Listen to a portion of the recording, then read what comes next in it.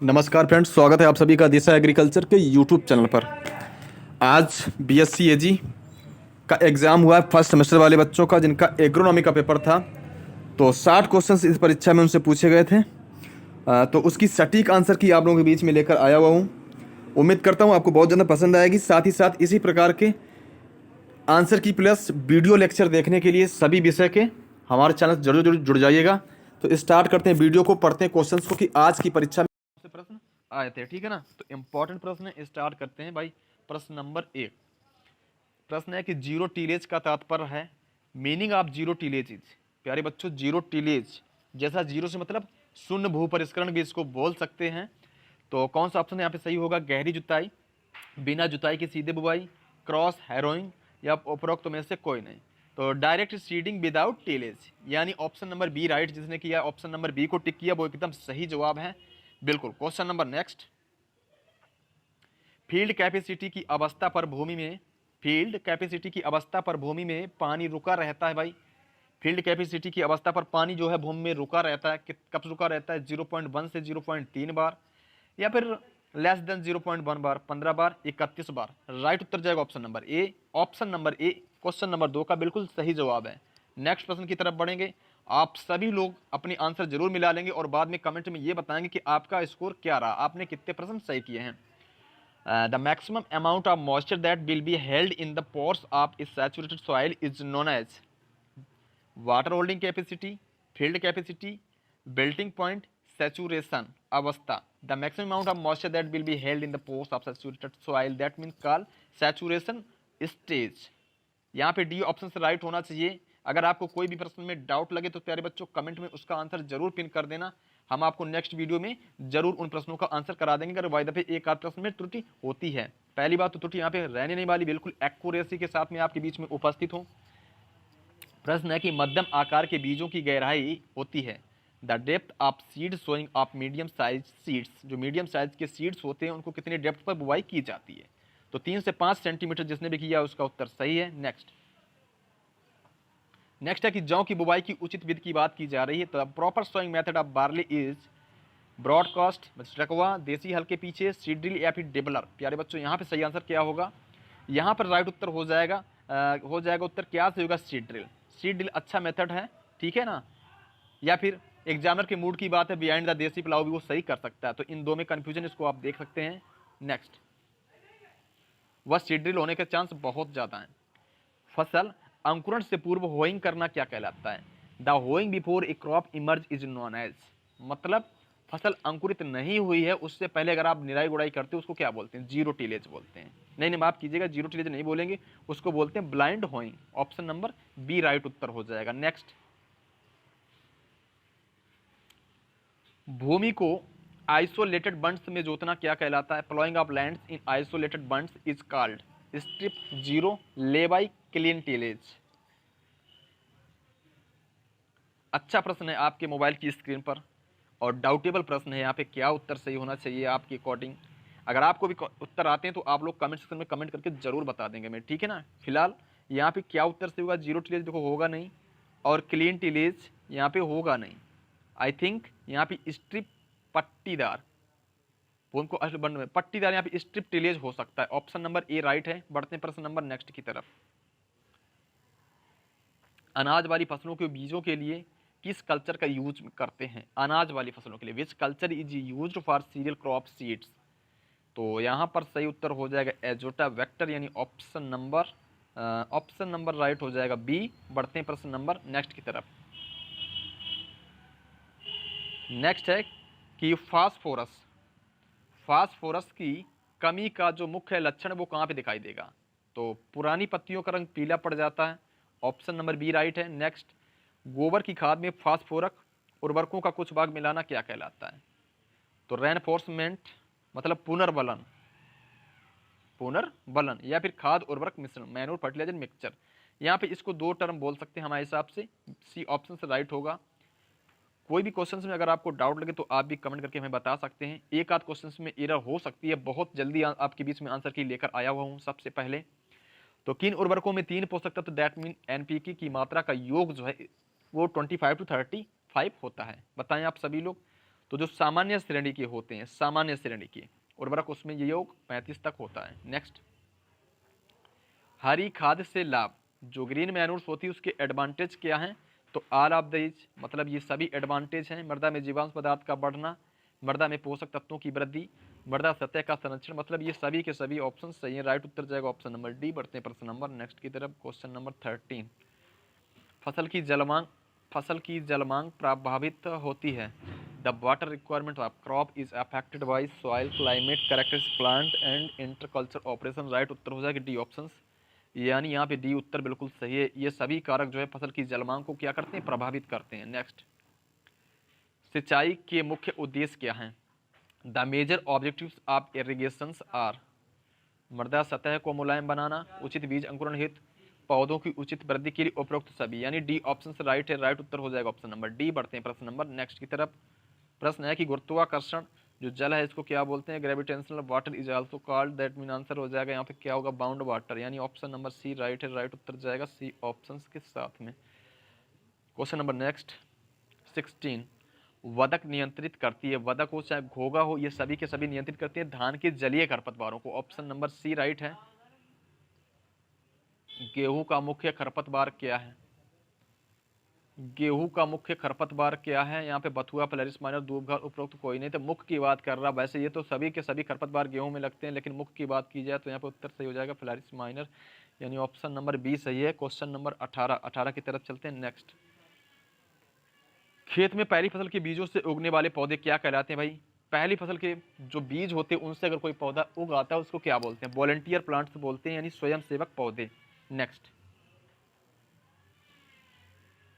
The noxious weeds are, जो हानिकारक खरपतवार वो कौन कौन से हैं? कांस, दूबघास, लेंटाना, उपरोक्त सभी। प्यारे बच्चों राइट उत्तर हो जाएगा ऑप्शन नंबर सी, यानी नहीं यहाँ पे डी हो जाएगा। ये सभी के सभी हानिकारक की श्रेणी में आते हैं, नॉक्सियस की श्रेणी में। ठीक है ना। चलो, गोबर की खाद में फास्फोरस पाया जाता कितने प्रतिशत होता है? तो 0.25, यानी ऑप्शन नंबर बी राइट है। नेक्स्ट, बहुवर्षीय खरपतवार की अपन से बात की जा रही, कौन सा है बहुवर्षीय खरपतवार? दूबघास, मोथा, कांस, उपरोक्त सभी है। प्यारे बच्चों राइट उत्तर हो जाएगा डी, ये सभी के सभी पेरिनियल वीड्स होते हैं। क्वेश्चन नंबर 22, वीड ऑयल एक है, क्या है? Weed oil is a contact herbicide, translocated soil fumigants, none of the above. तो वीड ऑयल क्या है भाई? कॉन्टैक्ट हर्बिसाइड, यहाँ पे हो सकता है ट्रांसलोकेटेड वीड ऑयल है एक। तो यहाँ पर उत्तर में कन्फ्यूजन फिलहाल ये नहीं होंगे, इन दो में कोई एक आंसर सही होगा। आप लोग को अगर इस प्रश्न का उत्तर आता है तो आप लोग कमेंट सेक्शन में कमेंट करके जरूर बताएंगे। ठीक है ना। नेक्स्ट, एक ही खेत में शाकनाशियों के सुव्यवस्थित प्रयोग को क्या कहते हैं? इसको बोलते हैं अपन लोग herbicide rotation. Option number B right है। नेक्स्ट 24, अधिकतम जल उपयोग क्षमता वाली विधि है, the maximum water use efficiency is under the method. Right उत्तर हो जाएगा ड्रिप, यानी ड्रिप सिंचाई विधि इस प्रश्न का बिल्कुल सही आंसर है। नेक्स्ट है कि अकाइरेंथस एस्पेरा वैज्ञानिक नाम है किसका है भाई? अकाइरेंथस एस्पेरा, ये है किसका है? लटजीरा का। किसका है?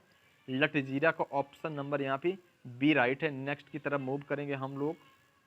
बुवाई के समय खाद व बीज का साथ साथ देना क्या कहलाता है? The drilling of seed and fertiliser together while sowing is called.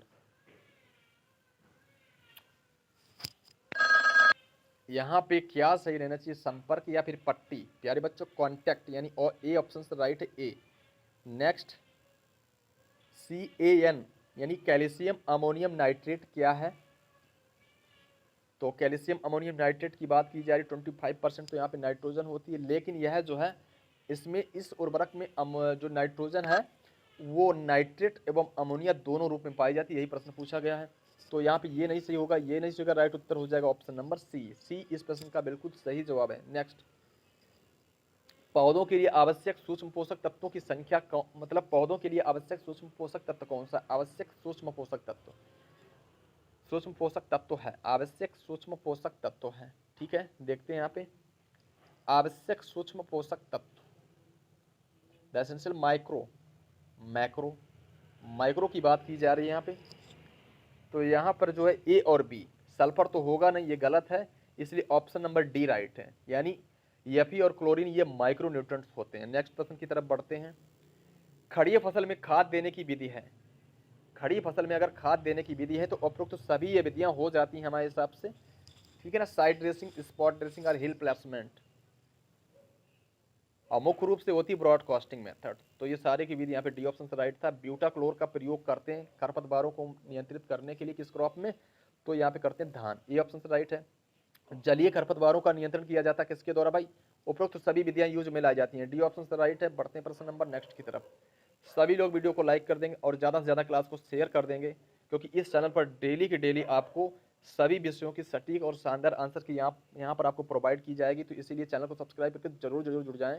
बहुत सारे वीडियो हमारे यूट्यूब चैनल पर पड़े हैं, तो आप उनको भी देख करके जो है एग्जाम देने जा सकते हैं और अच्छा स्कोर आपका खड़ा हो सकता है। Next, the best method of irrigation for root and tuber crops. प्यारे बच्चों, ट्यूबर की बात की जा रही है, ट्यूबर का मतलब यहाँ से आलू से हो जाएगा, और आलू में सिंचाई की विधि कौन सी है, बीबीएफ मेथड, यहाँ पे ए ऑप्शन से राइट है। Next, the leguminous green manuring crops, अदलहनी, हरी खाद वाली फसल है अदलहनी, जो दलहनी नहीं है भाई, तो सूरजमुखी नहीं है, यहाँ पे सी ऑप्शन से राइट है। नेक्स्ट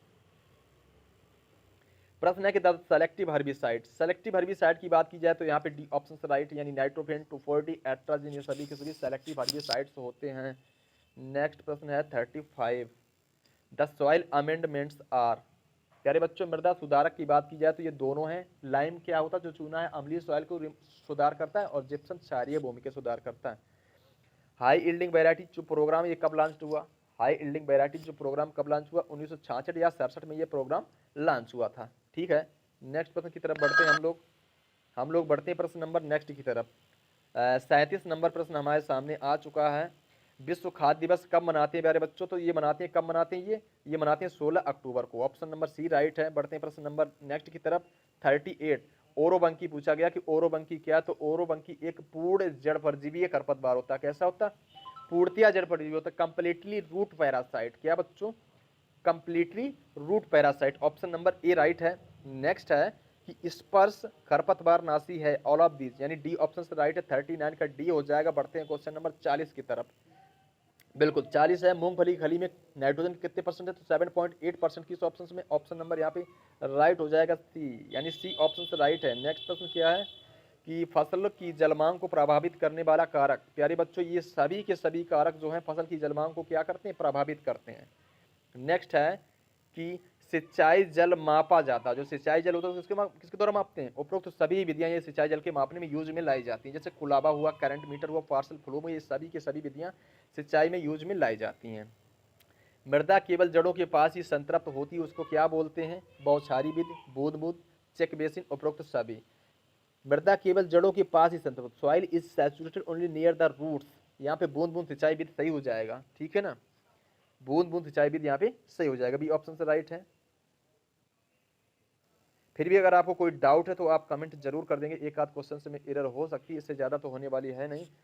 मुख्यतः मृदा जल की हानि होती है किसके द्वारा होती है प्यारे बच्चों, ये सभी की सभी विधियां, वाष्पसर्जन हो, उत्सवेदन हो, अपधावन, रनाप या फिर परकोलेशन, इन सभी के द्वारा क्या है कि जो मृदा जल की हानि होती है। नेक्स्ट है हमारे पास में 45 का आंसर हमें मिला नहीं, अगर आपको आंसर आता है तो आप भी कमेंट कर देना। 46 में एग्रीकल्चर किस भाषा का शब्द, agriculture it is a Latin word, तो लैटिन वर्ड है ये। सस्य विज्ञान के जनक की बात की जाए तो पीटर डिकर्सन जी, बिल्कुल सिंपल प्रश्न आपके एग्जाम में आए हैं, जिसने अच्छे से तैयारी की है तो वो बहुत सारे प्रश्न यहाँ पे अच्छे कर पाएगा। हॉर्स हाइंग हस्बेंड्री, ये एक पुस्तक है जो कि जैथरो टुल की है। नेक्स्ट, सस्य विज्ञान का स्कोप यानी क्षेत्र क्या है भाई, तो उपरोक्त तो सभी है, मतलब ये सभी के सभी सस्य विज्ञान के अंतर्गत आते हैं, खाद्यान्न का, चारे और रेशे यानी फाइबर का। बीज की शुद्धता ज्ञात करने का सूत्र क्या है, तो रियल वैल्यू नहीं, प्योरिटी परसेंटेज की बात की जाए, शुद्ध बीजों का भार भट्टे में नमूने के लिए बीज का भार, ऑप्शन नंबर ए राइट है।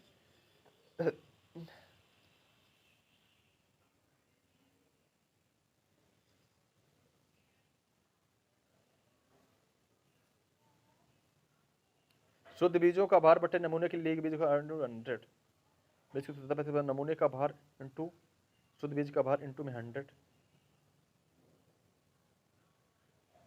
देख लो फिलहाल यहाँ पे कौन सा आंसर सही हो सकता है, प्योरिटी परसेंटेज की बात कर रहा सीड की, यहाँ पे सी हो सकता है लेकिन ये तो कन्फर्म है। तो इस प्रश्न को भी आप एक बार देख लेना। शुद्ध बीजों का भार बटे लिए नमूने के बीज का भार, ऑप्शन नंबर ए ही होगा हमारे हिसाब से। फिर भी आप मिलान कर लेना एक बार अच्छे से। रियल वैल्यू ऑफ सीड की बात की जाए तो यहाँ पे जो सही उत्तर हो जाएगा ऑप्शन नंबर बी, यानी germination percentage into purity percent upon में 100। ऑप्शन नंबर बी राइट है। नेक्स्ट 150% फसल चक्र, 150% फसल चक्र क्षमता की बात करी जा रही है यहाँ पे 150% की। देखो धान, गेहूं, गन्ना, फसल चक्र में फसलों की संख्या हो गई 3। वर्ष की बात की जाए तो कितना हो जाएगा 2 और इंटू में 100, 300/2 यानी 150% यहाँ पे राइट है। ऑप्शन नंबर ए राइट हो जाएगा। Option number A right. Next ICR की स्थापना कब कहाँ हुई थी भाई, तो ये है नई दिल्ली में। नेक्स्ट है कि दूब घास क्या है, तो दूब घास एक क्या होता है, बहुवर्षीय खरपतवार होता है, यानी पेरिनियल बीट्स होता है। ठीक है। नेक्स्ट घास कुल के पौधे में सबसे ऊपरी पत्ती के साथ में जब हैंड बंद रहता है तो उस अवस्था को क्या बोलते हैं प्यारे बच्चों, उसको बोलते हैं बूट स्टेज। क्या बोलते हैं, बूट स्टेज। बहुत ही बढ़िया प्रश्न है आपके एग्जाम में जो आए हैं अभी तक। और बहुफसली फसल चक्र क्या है, तो मक्का, तुरिया, गेहूं, मूंग, हरी खाद, गन्ना, पेड़, ये सभी, यानी बी सी ऑप्शन राइट है। 53 का सी बिल्कुल सही जवाब है। आप लोग अच्छे से सारे आंसर को मिला लेंगे और बाद में ये जरूर बताना कि आपका स्कोर कितना रहा। ठीक है। हार्वेस्ट इंडेक्स क्या होता है, grain yield upon total biological yield into में 100। ऑप्शन नंबर सी राइट है। नेक्स्ट 55 नंबर, सनई गन्ना फसल चक्र की सघनता कितने प्रतिशत होगी। सनई गन्ना की बात की जा रही है, यहाँ पे 200% होगा, क्योंकि फसल चक्र में फसलों की संख्या तो 2 हो जाएगी लेकिन उसके बर्थ नहीं जोड़े जाएंगे, और जब बर्थ नहीं शून्य हो गए और ये है 100 तो 200% यहाँ पे हो जाएगा। ठीक। हाइड्रिल्ला क्या है, तो ये पानी की सतह पर तैरने वाला नहीं बल्कि हाइड्रिल्ला एक जलीय खरपतवार होता है, सबमर्ज्ड वीड। सोयाबीन के बीज की राज्यों में किस प्रजाति से कल्चर उपचारित करते हैं, तो भाई सोयाबीन करते हैं राज्यों में जपोनिकम। तो ये थे 60 क्वेश्चन जो आज के एग्जाम में आपके पूछे गए थे। बीएससी एग्रीकल्चर फर्स्ट सेमेस्टर का एग्जाम आज था, तो 60 क्वेश्चन ये एग्जाम में आए थे उनके आज। तो उम्मीद करता हूँ आपको जानकारी पसंद आई होगी। तो नए फ्रेंड्स सभी लोग चैनल को सब्सक्राइब कर लो, क्योंकि डेली आपकी क्लास भी मिलेंगी, साथ ही साथ यूट्यूब पर डेली आपको सटीक आंसर की मिलेंगी। तो मिलते हैं नेक्स्ट वीडियो में। आज की वीडियो में यार यहीं तक, तब तक के लिए नमस्कार, थैंक्स फॉर वॉचिंग।